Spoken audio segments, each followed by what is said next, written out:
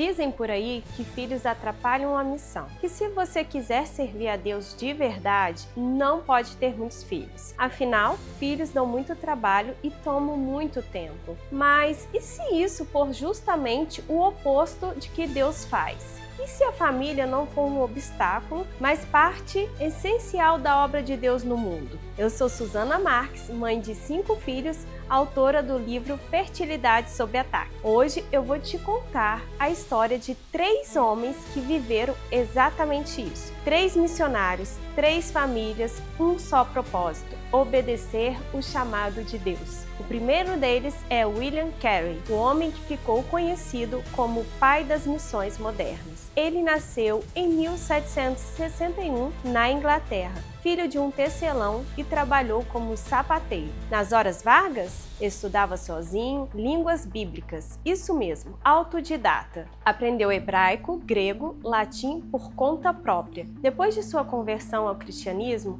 foi ordenado pastor e escreveu um pequeno livro que basicamente inaugurou um movimento missionário moderno. E não ficou só na teoria. Em 1792, fundou a Sociedade Missionária Batista. E um ano depois, em 1793, embarcou com sua esposa, Dorothy, e seus 5 filhos para a Índia. E olha, irmão, não foi fácil. Eles enfrentaram dificuldades financeiras, doenças tropicais e a morte de um filho ainda criança. Dorothy, devastada, desenvolveu transtornos mentais graves e, mesmo assim, Carey não a abandonou. Cuidou dela com amor até sua morte em 1807. E o que talvez pouca gente saiba, seu filho, Felix Carey, também se tornou missionário na Birmânia. Carey entendeu que a missão é coisa de família. E se você acha que isso já é muito, espera até conhecer o que ele fez na Índia, com escolas, traduções da Bíblia,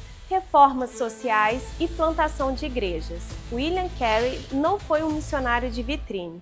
Ele viveu com o povo, aprendeu os dialetos e traduziu a Bíblia para mais de 30 línguas e dialetos indianos. Fundou escolas, lutou contra práticas como o infanticídio e o sati, aquela tradição em que viúvas eram queimadas vivas com o corpo do marido. E tudo isso sem abandonar sua família. Com filhos, esposa doente, com dificuldades, mas sem desistir. Ele ficou na Índia por mais de 40 anos, sem nunca retornar para a Inglaterra. Sua vida é a prova de que a família não atrapalha a missão, ela sustenta. Agora, vamos falar de outro gigante da fé, Adoniram Judson, primeiro missionário estrangeiro enviado por cristãos norte-americanos. Nascido nos Estados Unidos em 1788, estudou em escolas conceituadas e se converteu depois da morte de um amigo incrédulo. Se casou com Anne e em 1812, logo depois do casamento, os dois embarcaram rumo à Birmânia,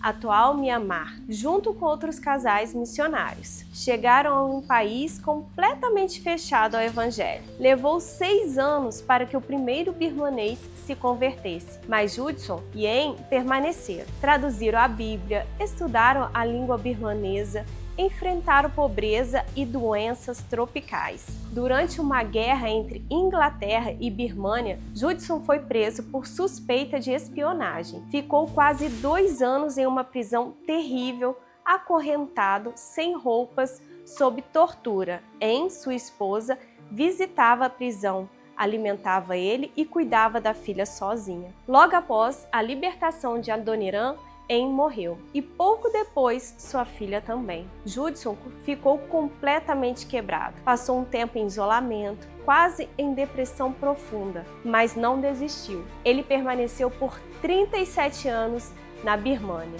Traduziu a Bíblia inteira para o birmanês. Fundou escolas, igrejas e viu milhares de conversões. Casou-se novamente com Sarah Boardman, também viúva de missionário. Tiveram filhos e um deles também se tornou missionário. A dor não paralisou e mais uma vez a missão foi vivida em família. Na próxima parte, você vai conhecer sobre Hudson Taylor, um missionário que levou o evangelho para o interior da China, com esposa, filhos e uma entrega radical. Talvez o mais conhecido missionário da China. Ele nasceu em 1832 na Inglaterra, numa família cristã. E aqui já começa algo bonito. Antes mesmo de nascer, seus pais oravam para que ele fosse missionário na China. E quando Hudson ainda era um jovem distante de Deus, sua mãe passou horas em oração pedindo pela conversão dele. Na mesma hora, sem ela saber, Hudson se converteu lendo um folheto em casa.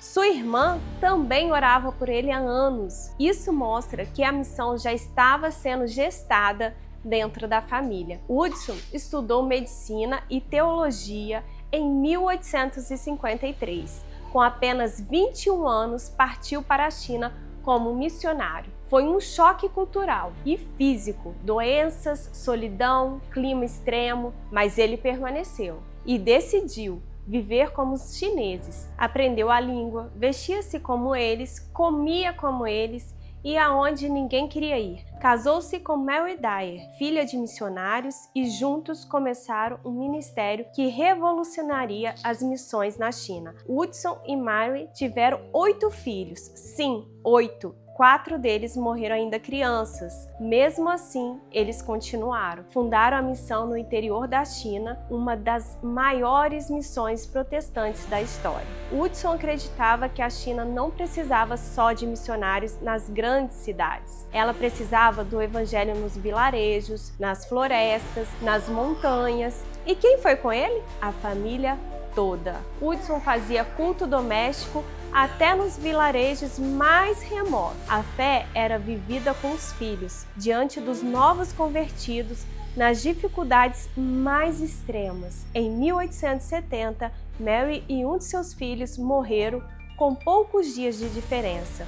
Hudson ficou viúvo, devastado, mas não abandonou o campo. Casou-se novamente com Jenny e juntos continuaram a missão. Até o fim da vida, ele viajou por mais de 50 regiões da China, pregando, treinando líderes nativos e traduzindo porções das Escrituras. No fim da vida, havia mais de 800 missionários atuando pela missão no interior da China.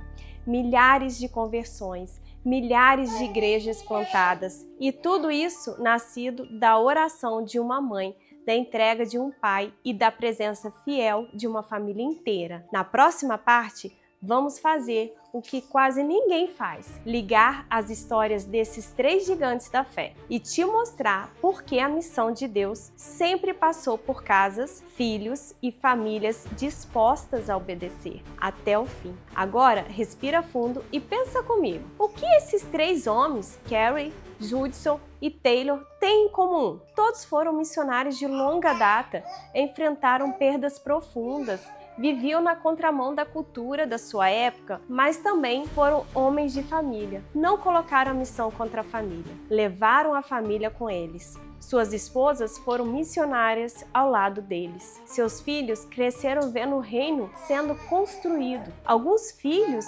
morreram, mas outros continuaram a missão. Missão e família não eram esferas separadas.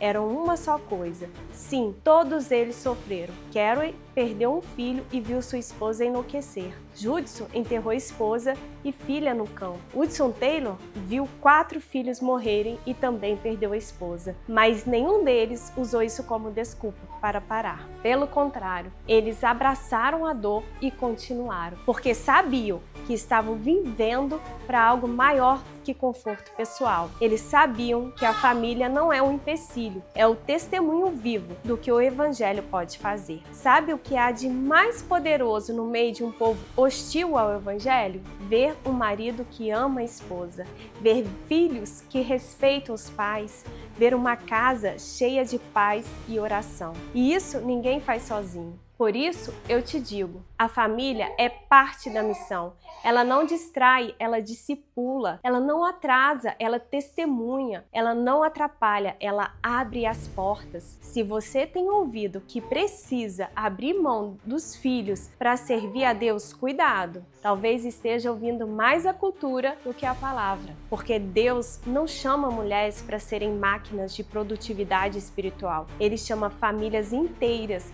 para serem testemunhas vivas da graça dele no campo, na casa, na vila ou nas redes sociais. Carrie, Judson e Taylor responderam com tudo. Levaram esposa, filhos, Bíblia, dor e esperança. E por isso, até hoje, o mundo ainda ouve o eco da fé deles. Desculpa que ela estava chorando. Agora é a nossa vez. Você vai deixar esse legado ou vai deixar essa mentira continuar? De que filhos atrapalham a missão?